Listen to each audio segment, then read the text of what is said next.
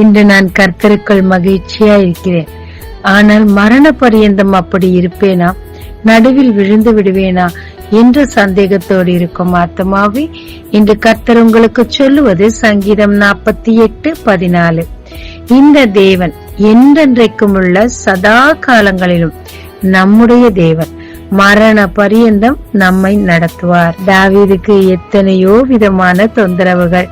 சவுல் பல முறை ஈட்டியால் அவரை கொல்லவும் துரத்தி கொல்லவும் முடிவு செய்திருந்தார். அநேக சத்துருக்கள் அவருக்கு எதிராக இருந்தார்கள். சொந்த மகனும் எதிராயிருந்தார்.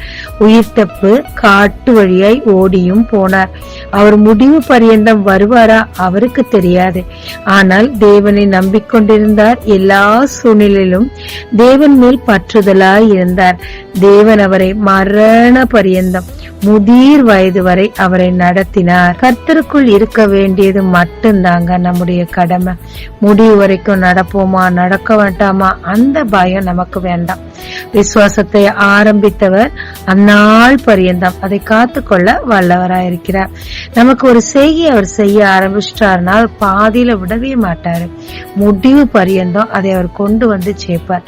உலகத்தின் முடிவு பரியந்தம் நான் இருக்கிறேன்னு சொல்லி சொன்ன கர்த்தர், உங்களுடைய கடைசி காலத்தை குறிச்சு நீங்க கவலைப்பட வேண்டாம்.